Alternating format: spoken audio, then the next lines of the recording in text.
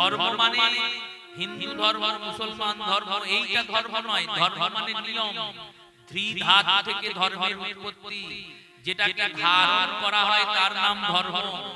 যে নিয়ম পালন করলে আমি মানুষ হতে পারবো সেটার নাম ধর্ম। পূর্বজন্মের কথা আমরা সব ভুলে যাই।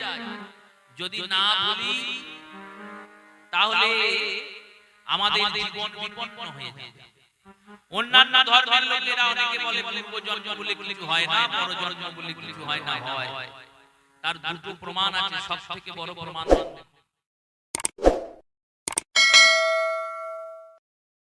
শ্রী শ্রী গৌর গোবিন্দ মকরঙ্গ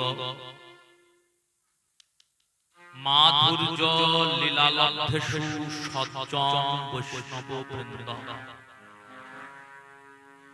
শ্রদ্ধেয়া মাতৃমণ্ডলী চরণে প্রণাম পূর্ব। শুভ অক্ষয় তৃতীয়া উপলক্ষে তথা গ্রামবাসীর মঙ্গল কামনার্থে যে শুভ হরিনাম মহাযজ্ঞের আয়োজন করা হয়েছে, তার অধিবাসের পূর্বে অধিবাস প্রাক্কালে আমরা ভগবানের অপূর্ব কলিযুগ নিস্তারণকারী, ভবসাগর পারকারী, ব্যাসরচিত সুখ উদ্গারিত ভক্ত মুখ বন্দিত অপূর্ব গৌর গোবিন্দের লীলা আস্বাদনের কথা আস্বাদনের জন্য একত্রিত হয়েছি। অদ্যকাল কথার বিষয় শ্রীমদ্ ভাগবতের শ্রী সুখদেব গোস্বামী পাদ পরীক্ষিত রাজনকে বললেন, অকাম সর্বকাম মোক্ষ কাম উদারিত তীব্রেণ ভক্তি যোগেন যজতে পুরুষ পরা। বললেন, যাদের কোনো কামনা নাই, আকাঙ্ক্ষা নাই, যাদের সর্ব সময় কামনা, আর যাদের মুক্তির কামনা, এই তিন ধরনের ব্যক্তি কি করবে? তীব্রেণ ভক্তি যোগেন যজতে পুরুষ পরা। তীব্রতার সহিত পরম পুরুষ পরমাত্মা অনাদির আদি গোবিন্দকে ভজনা করবে। কেন ভজবে? যে বিষয় চাই সেও কৃষ্ণ ভজবে, যে বিষয় চাই না সেও কৃষ্ণ ভজবে। অন্যান্য দেব দেবীর ভজনা করব না? অবশ্যই করব। ভগবানেরই অংশ কলা সেই দেব দেবীগণ, কিন্তু দেব দেবীদের ভজনা করে ভগবত ভজন ভুলে গেলাম, ভগবান কৃষ্ণকে ভজনা করলাম না। এটা করলে হবে না। কলিযুগ নামের যুগ, এই নামময় যুগে গৌরাঙ্গ সুন্দর এসেছেন নাম দিতে। ভজনা সবারই করতে হবে, কিন্তু গোবিন্দকে ইষ্ট রূপে ভজতে হবে। কেমন? দেখো, যেমন আমাদের প্রত্যেকের মা আছেন, মা বাবা। এবার মাকে আমরা প্রণাম করি, পূজা করি, শ্রদ্ধা করি, সেবা করি। মায়ের মতো যারা কাকিমা, জেঠিমা, পিসিমা, দিদিমা, ঠাকুমা সবেতেই আমরা মাকে লাগি। আমরা বাঙালি তো, আমাদের কাছে মা একটি বিশেষ গুরুত্বপূর্ণ স্থান। বাঙালিদের মধ্যে মায়ের প্রভাব বেশি। আমরা যে করাল বদনী কালিকা, যিনি ভয়ঙ্করী, যার রূপ দেখলে সবাই ভয় পায়, সেই মহা ভয়ঙ্করী কালিকাকে ঘরের মেয়ে করে দিয়েছে। আমাদের মমতাতে, আমাদের স্নেহতে মা কালীকে কাপড় পরিয়ে মেয়ের মতো সাধকেরা বুঝেছেন এই বাংলায়। কেউ কেউ আবার মায়ের মতো বুঝেছেন, মেয়ের মতো অথবা মায়ের মতো। এই নিজের মাকে সম্মান করা হয়, পূজা করা হয়, কাকিমা জেঠিমা তাদের সম্মান করা হয়, কিন্তু নিজের মাকে যেমন ভালোবাসা হয়, কাকিমা জেঠিমাকে কি ভালোবাসা হয়? মহাজন বলছেন এই রকমই সমস্ত দেব দেবীকে তুমি পূজা করো, সম্মান করো, ঢাক ঢোল বাজিয়ে নিয়ে এসো, তাদের পুজোতে উপোস করো, তাদের পুজোতে ফল মূল মিষ্টি দিয়ে পুজো দাও, কিন্তু ভালোবাসবো কাকে? ভালোবাসবে গোবিন্দকে। কেন? গোবিন্দকে না ভালোবাসলে তুমি ঠকবে। কেন ঠকবে? বলো দেখো, কেউ সালার থেকে হাওড়া যাবে, এবার সালার থেকে হাওড়া যাবেন তো, যদি সালার থেকে একটা ট্রেন পাই, ডাইরেক্ট ট্রেন হাওড়া যাওয়ার, তাহলে কোথাও নামতেও হবে না, কোথাও আর ঝামেলা ঝঞ্ঝাট পোয়াতে হবে না, একবারে সালারে উঠবে, হাওড়ায় নামবে। এবার সে জানে না সে একটা ট্রেনে উঠেছে যেটা কাটোয়া অবধি যাবে, তাহলে এবার তাকে কাটোয়ায় গিয়ে নামতে হবে। কাটোয়ায় নামার পর বলো আবার হাওড়া ট্রেনও আছে, ব্যান্ডেলের ট্রেনও আছে, হাওড়া ট্রেনে না উঠে ব্যান্ডেলের ট্রেনে উঠে পড়েছে, আবার ব্যান্ডেলে গিয়ে নামতে হবে। ব্যান্ডেলে নামার পর বলো ব্যান্ডেল থেকে আবার হাওড়া ট্রেন ধরে যেতে হবে, এত ঘুরতে হবে। যদি দেখে শুনে জেনে শুনে নিয়ে টাইমে পৌঁছায় স্টেশনে, তাহলে সেই সময় পৌঁছালো, একবারে ডাইরেক্ট ট্রেন ধরলো, একবারে হাওড়া চলে গেল, ইন্টারসিটি ধরলো, একবারে হাওড়া। তেমনি যেই জন কৃষ্ণ ভজেন সে বড় চতুর, এমনি তো কথাটা লেখেন নাই নরোত্তম, বহু ভেবে চিন্তে লিখেছেন। বললেন কৃষ্ণ নাম হরি নাম অতি সুমধুর, যেই জন কৃষ্ণ ভজে সে বড় চতুর। চতুর লিখলেন কেন? বলল ভগবানের ভজনা করে কি চতুরতা করছে? সে তো মূর্খতাই করছে। জগৎ যখন ভোগে লিপ্ত হয়ে আছে, সে ভগবান কৃষ্ণের ভজনা করছে, ত্যাগ করছে, কত রকমের একাদশী পালছে, নিরামিষ খাচ্ছে, ত্যাগ করছে না, তাহলে সে চতুর কি করে হলো? হলো কেমন চতুর জানো? বললো কেমন? সে ওই ডাইরেক্ট ট্রেন ধরেছে, একবারে সোজা চলে যাবে গোবিন্দের কাছে। আর অন্যরা যাবে, কিন্তু ভায়া হয়ে যেতে হবে। কেমন করে যেতে হবে? বলতো দেখো, তুমি যদি শিবের ভজনা করো শিবকে পাবে।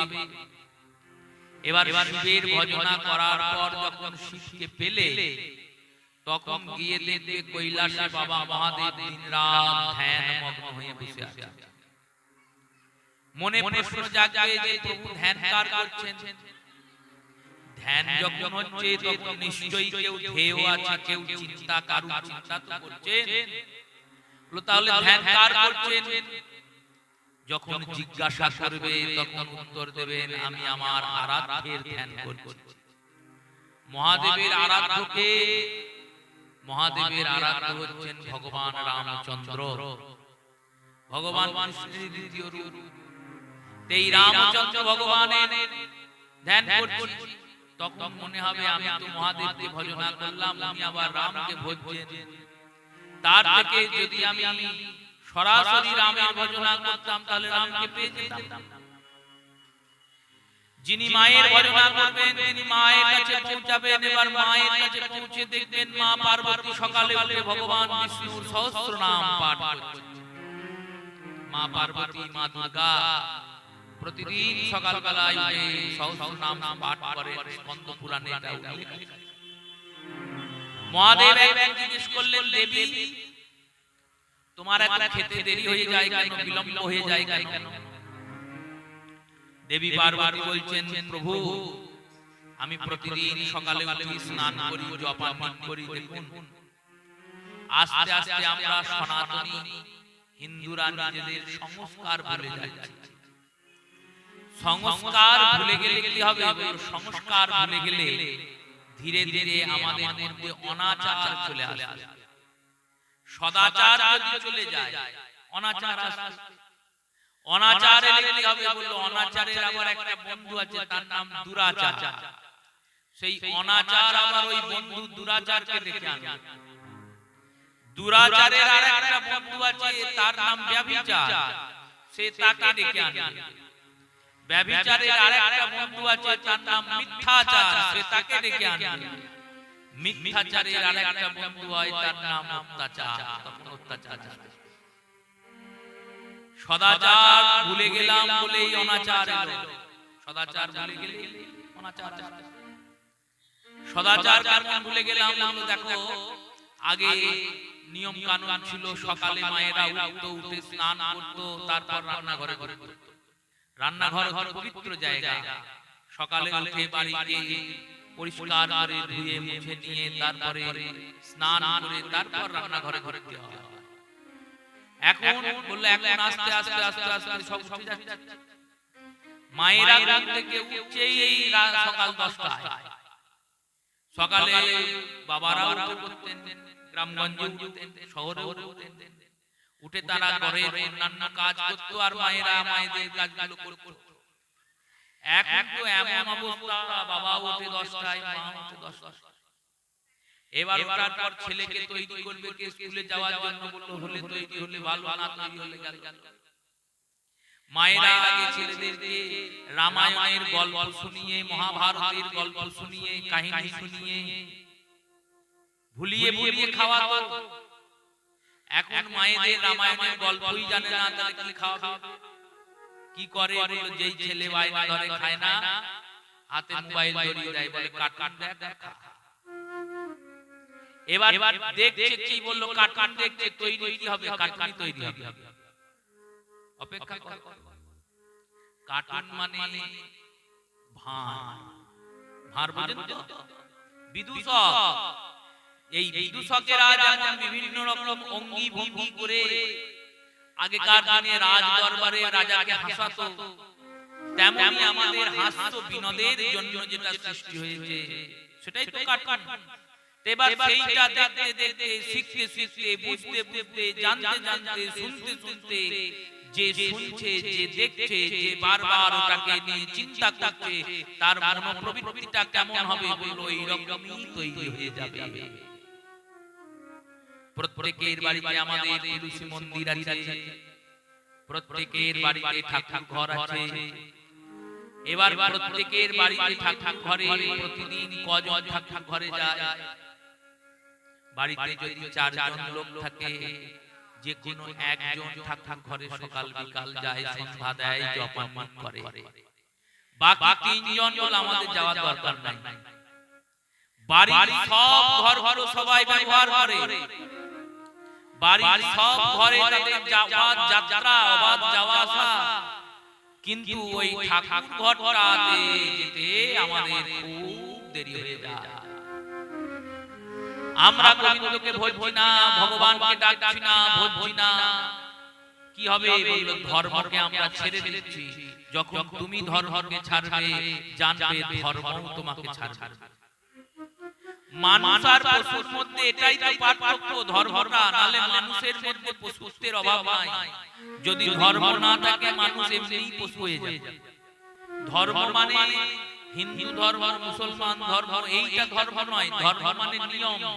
ত্রিধাত থেকে ধর্মের উৎপত্তি, যেটাকে ধারণ করা হয় তার নাম ধর্ম। যে নিয়ম পালন করলে আমি মানুষ হতে পারবো সেটার নাম ধর্ম। যেমন যদি কেউ স্কুলে যায়, সে ছাত্র জীবনে কোন ধর্মের পালন করছে? ছাত্র ধর্মের। ছাত্র হিন্দু না মুসলমান?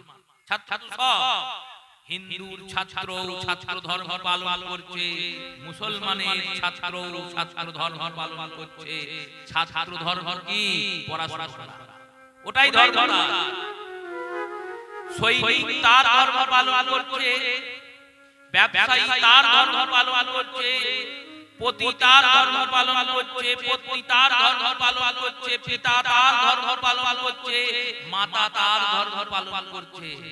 এই ধর্মগুলো তবুও যাই হোক করে রক্ষা হলো। মানুষের ধর্ম কি? মানুষের ধর্ম হলো ভগবানকে ভজনা করা।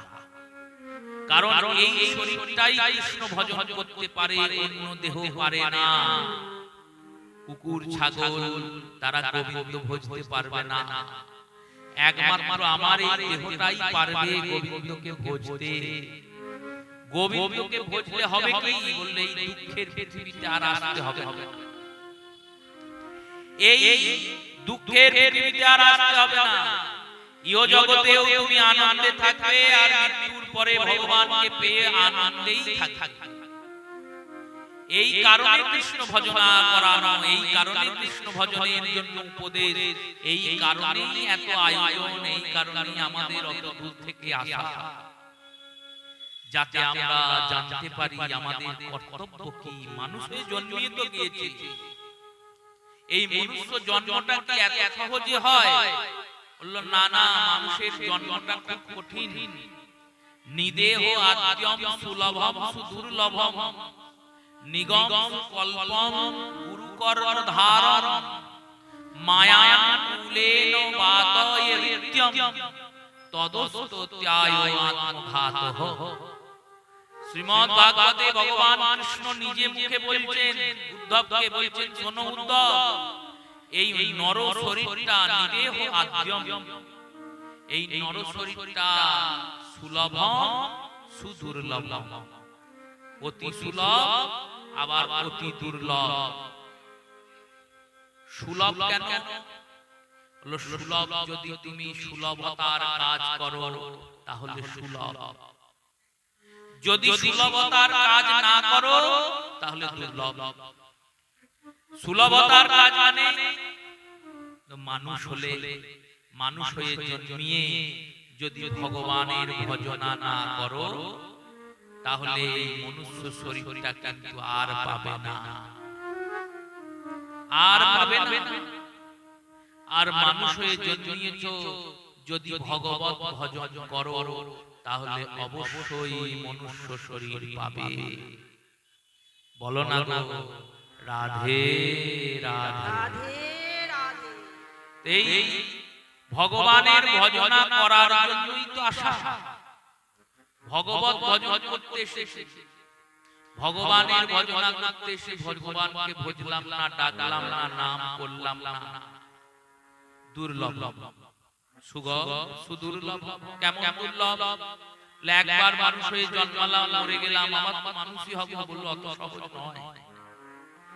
দেখো, এই মানুষের শরীরটা পেতে গেলে তোমাকে বহুবার বহু জন্ম ঘুরতে হবে, বহু জন্ম ঘুরে তবে মনুষ্য শরীর পাবে। বিংশ লক্ষ স্থাবর, 30 লক্ষবার তুমি গাছ হয়ে জন্মাবে। ওই বৃক্ষ লতা গুল্ম হয়ে কতবার জন্মাবে? 30 লক্ষ স্থাবর, 30 লক্ষবার স্থাবর হয়ে জন্মাবে। নব লক্ষ জলজা, নব লক্ষবার গাছ হয়ে জন্মানোর পর তো মুক্তি হবে। বললো না না, গাছ হয়ে জন্মানোর পর মানুষ হবে।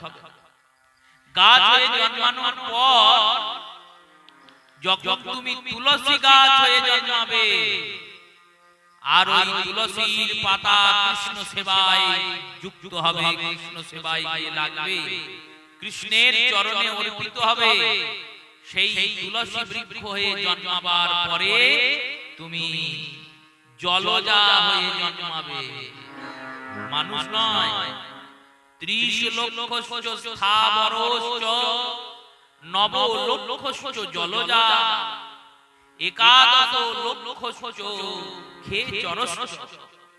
এবার 9 লক্ষবার জলজা, জলজা মানে জলে গিয়ে জন্ম, মাছ হয়ে হয়ে জন্মাবে 9 লাখ বার, 9 লক্ষবার।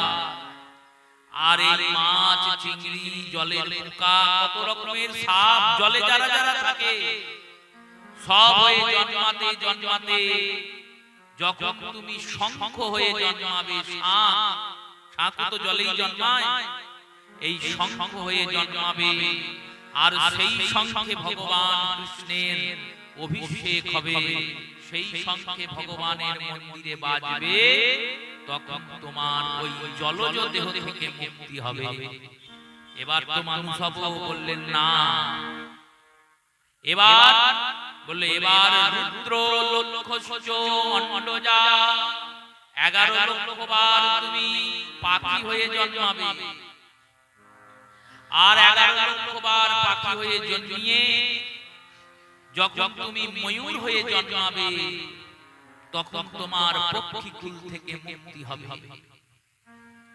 এরপর বললো এরপর 20 লক্ষশ্চ পশুনা, 20 লক্ষবার পশু হয়ে জন্মাবে। আর পশু হয়ে জন্মানোর পর যখন তুমি গাভী রূপে জন্মাবে, গরু হয়ে, তোমার ওই দুধ গোবিন্দ সেবায় লাগবে, তখন তোমার এই গাভী জনি থেকে মুক্তি হবে।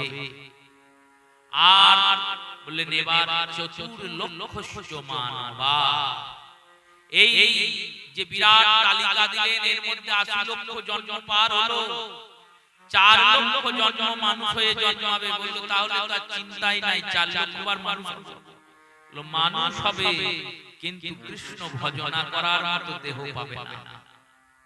মানুষ তো অনেকেই জন্মায়, কেউ দেখবে মায়ের পেটে শেয়ার করে গিয়েছে, সেও তো মানুষ।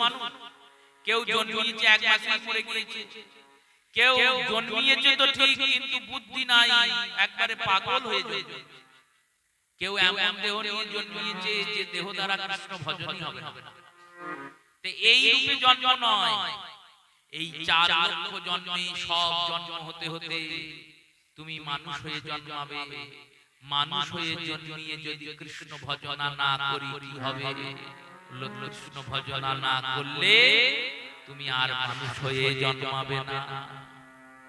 এটাই হলো নিয়ম। তাই শাস্ত্রকারগণ, তাই ভাগবতের ব্যাসদেব, তাই সুখদেব বলছেন ভগবানকে ভজনা করো। যদি বাঁচতে চাও, যদি আবার মানুষ হয়ে আসতে চাও, আরে ভগবানকে ভজনা করে ভগবান পাবে না ঠিক, কিন্তু মানুষের দেহটা তো অন্তত পাবে কৃষ্ণ নাম বললে। যদি তা না করো তাহলে আর পাবে না, আর পাবে না। ভগবান নারায়ণ একদিন বসে আছেন, দেবর্ষি নারদ গিয়েছেন ভগবান নারায়ণের কাছে। ভগবানকে গিয়ে বলছেন, প্রভু আমি মায়া তত্ত্ব দেখতে চাই। মায়া কাকে বলে? ভগবান বললেন, মায়া দেখতে চাও? হ্যাঁ। আমি জানতে চাই যে তুমি এত উদার, তোমার মধ্যে এত করুণা যে তোমার নাম বললেই তোমাকে পেয়ে যায়, তবুও লোকে নাম করে না, তবুও লোকে তোমায় ডাকে না, তবুও লোকে তোমায় ভজে না। এই মায়ার জন্যই তো ভজে না। মায়া এক প্রকারের মিথ্যা স্বপ্নের মতো। আমরা উঠছি, চলছি, ফিরছি জগতে, পিতা মাতা ভগিনী ভ্রাতা সবার সঙ্গে ঘোরাফেরা করছি, আর মনে মনে ভাবছি এরাই আমার আপন। এরা কিন্তু আপনার এই জন্মের আপন। এই জন্মের আপনের প্রতি যদি আপনার এত দায়িত্ব থাকে, এত কর্তব্য থাকে, এত চিন্তা থাকে, এত ভালোবাসা থাকে, তাহলে জন্ম জন্মের যে আপন গোবিন্দ তার প্রতি কতটা দায়িত্ব আছে ভাবুন, চিন্তা করুন। যখন আমরা মায়ের পেটে ছিলাম তখন খাবারটা কে দিয়েছে? ভগবান। মায়ের প্রতি আমরা কৃতজ্ঞ, মা আমাদের ভূমিষ্ঠ করেছেন, প্রসব করেছেন। বাবার প্রতি আমরা কৃতজ্ঞ, তার কৃপাতে আমরা জগতে এসেছি। পিতা মাতাই অনেকে বলে পিতা মাতাই গুরু, আবার গুরুর কি দরকার? দরকার নাই। পিতা মাতা সত্যিই গুরু, মাতৃদেব ভব পিতৃদেব ভব। কিন্তু মাতা পিতা গুরু কেন হলেন? জন্ম দিয়েছেন তাই গুরু হলেন। আচ্ছা, মা বাবা জন্ম দিয়েছেন তাই মা বাবার প্রতি এত কৃতজ্ঞতা আমাদের, এত দায়িত্ব। ওই জন্মের আগে থেকে যিনি মায়ের বুকে দুধটা রেখে দিয়েছিলেন সেই গোবিন্দের প্রতি তাহলে কতটা দায়িত্ব হবে? আমরা মা বাবার প্রতি দায়িত্ব পালন করতে গিয়ে তো আসল জায়গায় নেমখারামি করে বসে থাকছি। সেই রূপে দেবর্ষি নারদ ভগবানকে বলছেন, প্রভু আমি মায়াটা দেখতে চাই, তোমার মায়াতে কেন মানুষ ভুলে থাকে, কেন তোমায় ডাকে না? ভগবান বললেন, নারদ তোমাকে আমি মায়া তত্ত্ব দেখাবো, কিন্তু আমার একটা শর্ত আছে। কি শর্ত?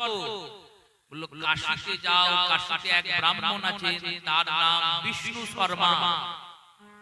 এই বিষ্ণু শর্মা নামে ব্রাহ্মণটাকে যদি তুমি আমার কাছে ধরে নিয়ে আসতে পারো তাহলে আমি তোমাকে আমার মায়া তত্ত্ব দেখাবো। এবার নারদ চললেন ভগবানের নাম করতে করতে। এইবার নাম করতে করতে চললেন, ভগবানের নাম নারদ করেন। কি নাম করছেন? ভগবানের নাম, অপরূপ সুন্দর নাম, যেটি নারদ সব সময় গিয়ে যান, দেবর্ষি নারদ। আমরা ভাবি নারদ মানে ঝগড়া লাগা, না, ইনি সবথেকে বড় বৈষ্ণব। 12 জন বৈষ্ণবের মধ্যে ইনি একজন বৈষ্ণব। ইনি এত বড় বৈষ্ণব, সব সময় ভগবানের নাম নিয়ে বেড়ান। এবার ইনি নাম করতে করতে চললেন, নারায়ণ নারায়ণ নারায়ণ নারায়ণ নারায়ণ হরি নারায়ণ নারায়ণ নারায়ণ নারায়ণ নারায়ণ নারায়ণ হরি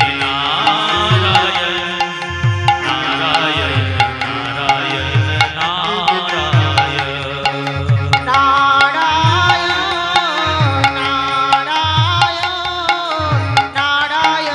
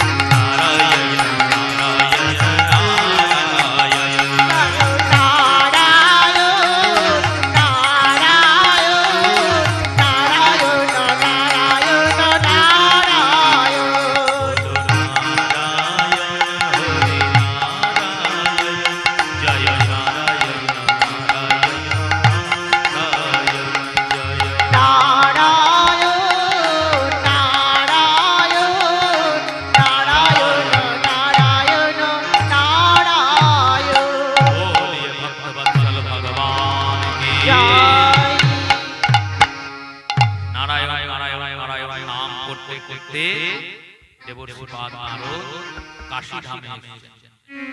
এবার কাশী ধামে এসে জিজ্ঞেস করছেন বিষ্ণু শর্মা নামে ব্রাহ্মণ কে আছে খুঁজতে খুঁজতে পৌঁছিয়েছেন সেই ব্রাহ্মণের বাড়ি।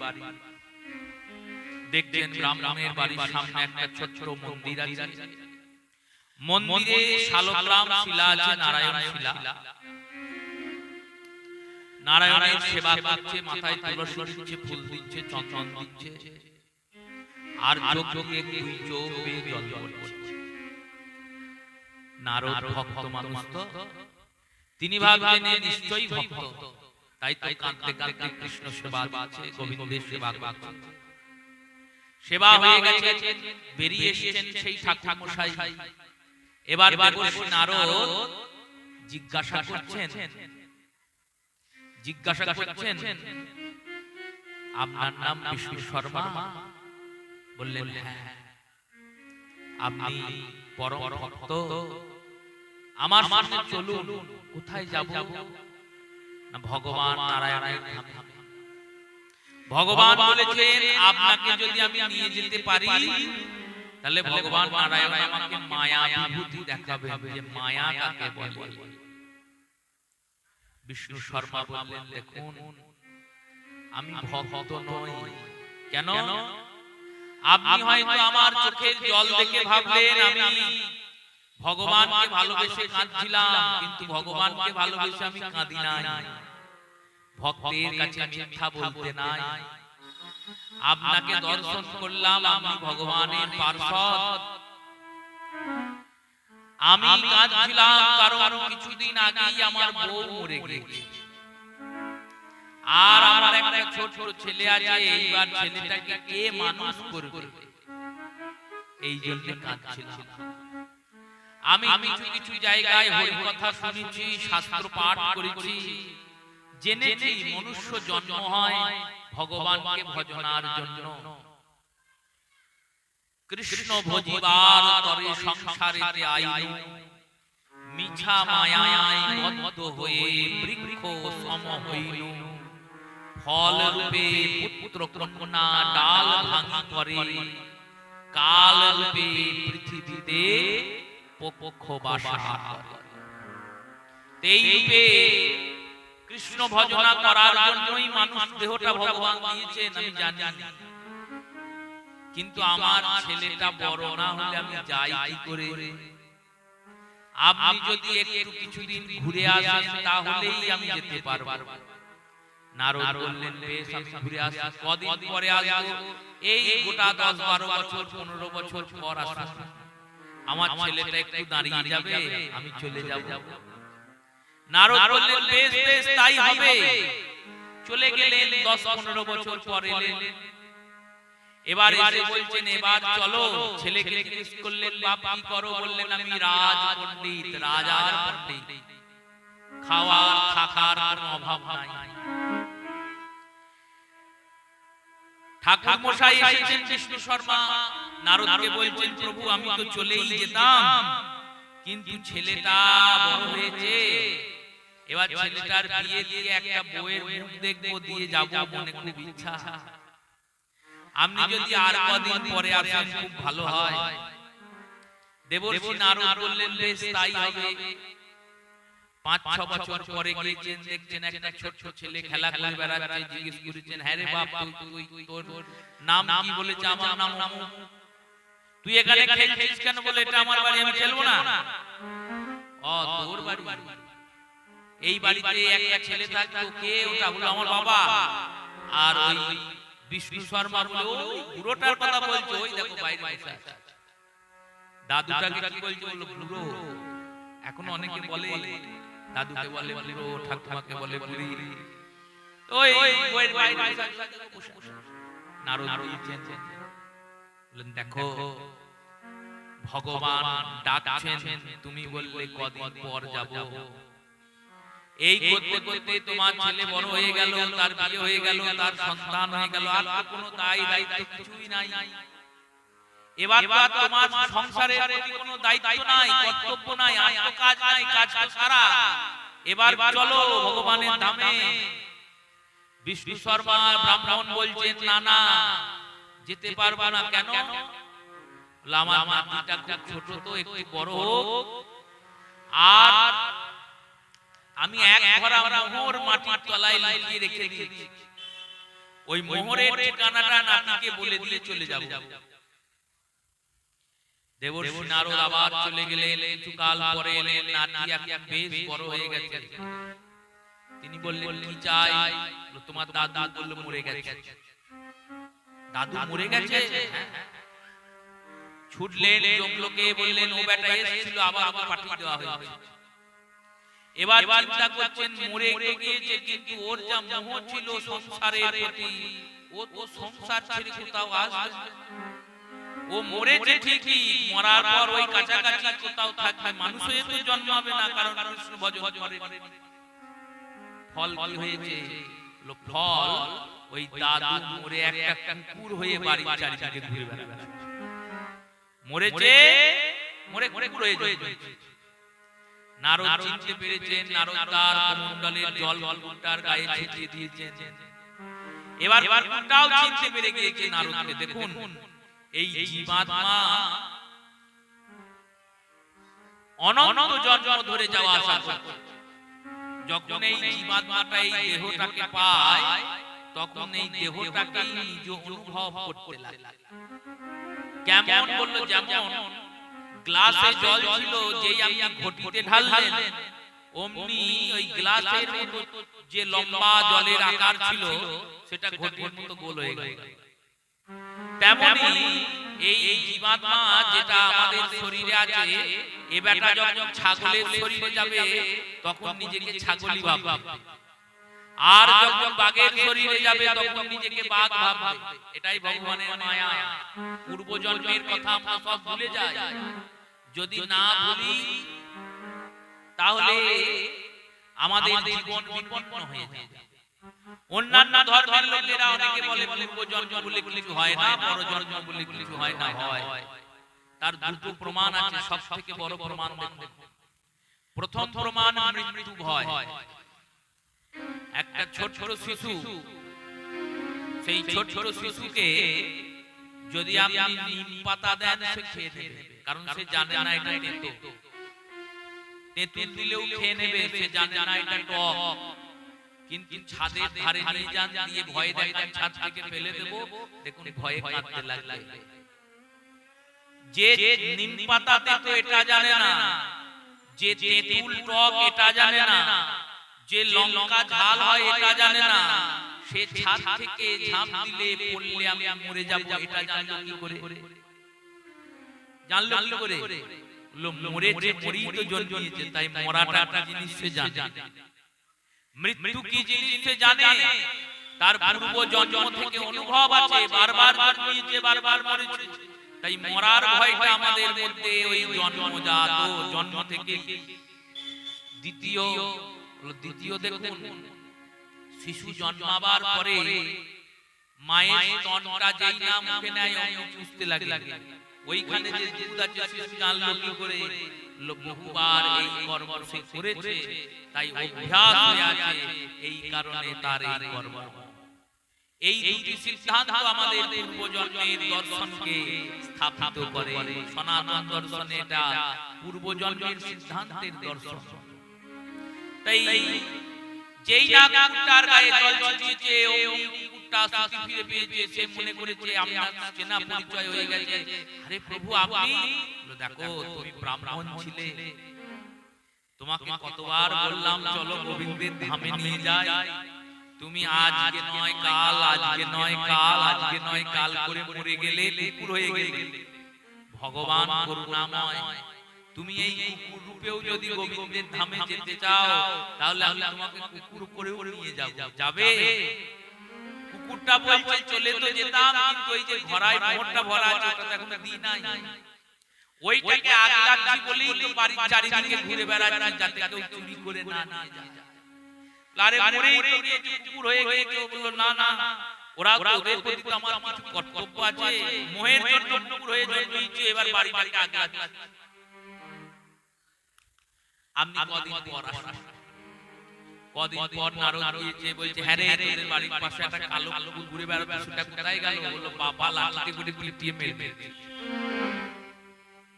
নারদ মনে মনে ভাবছে না হাসছে, যাদের আগলাতিস তুই তারাই তোকে মারলো আর তুই কিছু করতেও পারলি না। বাবা লাঠিতে করে পিটিয়ে মেরে। এবার নারদ যাচ্ছেন, দেখছেন একটা সাপ নারদের পায়ে এসে খুব তারে জড়িয়ে ধরে। সাপটার দিকে তাকিয়েছেন, দেখলেন ও বেটা সাপ হয়েছে, কুকুর ছিল সাপ হয়েছে। এবার সাপ তার গায়ে জল দিয়েছেন, সাপ তার কথা ফিরে পেয়েছে, বলছে প্রভু আপনাকে চিনতে পেরেছি আমি। নারদ বললেন মানুষ ছিলে, মানুষের কর্মকরণে বলে কুকুর হয়েছে, এবার সাপ হয়েছে, এবার যাবে গোবিন্দের ধামে আমার সঙ্গে যাবে। সে বলছে প্রভু এখন তো ওই মোহরটা দেওয়া হয়নি, তাহলে যাই কি করে? আর কদিন পর আসুন, নারদ আবার কদিন পর গিয়ে বলল হ্যাঁ রে সাপটা কই? বলল আমি পিটিয়ে মেরে দিয়েছি। সাপকে কেউ ঘরে রাখে? দেখলেই মারবে। সাপ যখনই বেরোবে কি করবে? লোকে লাঠি ঠ্যাঙ্গা নিয়ে বেরোবে, মার মেরে দিয়েছে। এবার খুঁজছেন দিব্যদৃষ্টি দিয়ে নারদ কোথায় আছে, বেটা কি হয়েছে কে জানে, সাপ হয়েছে না কুকুর হয়েছে না বিড়াল হয়েছে, খুঁজে পাওয়া। দিব্যদৃষ্টি দিয়ে খুঁজছেন সেই আত্মাটা গেল কোথায়? কি দেখলেন? দেখছেন যেখানে সবাই মল ত্যাগ করে সেই মলের উপরে বসে মলের কীট হয়ে মল ভক্ষণ করছে। মলের কীট হয়ে বসে মল ভক্ষণ করছে। যেখানে সবাই পায়খানা করে পায়খানার উপর বসে আছে। তাকে দুটো কাঠি দিয়ে তুলে এনেছেন, জল দিয়ে দিয়েছেন, বলছেন দেখো কি ছিলে আর কি হলে দেখো। সুন্দর মানুষ হয়ে জন্মেছিলে, ব্রাহ্মণের দেহ পেয়েছিলে, ভজনানন্দী ছিলে। তুমি যদি একটু কৃষ্ণ ভজন করতে তাহলে কৃষ্ণকে পেয়ে যেতে। আজ নয় কাল করে মানুষ থেকে কুকুর হলে, কুকুর থেকে সাপ হলে, এখন সাপ থেকে মলভক্ষণকারী পোকা হয়েছে। এবার তো কৃষ্ণের ধামে চলো।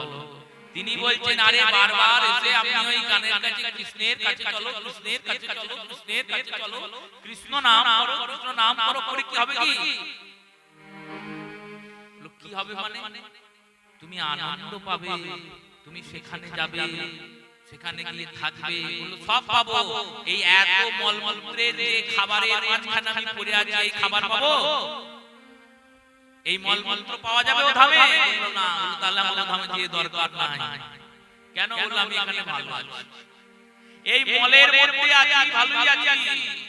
ভগবান কে স্মরণ করে নারদ ওই পোকাটাকে প্রণাম করলেন, গোবিন্দের কাছে গেলেন, নারায়ণের কাছে গিয়ে বললেন প্রভু কে আমি আনতে পারলাম না।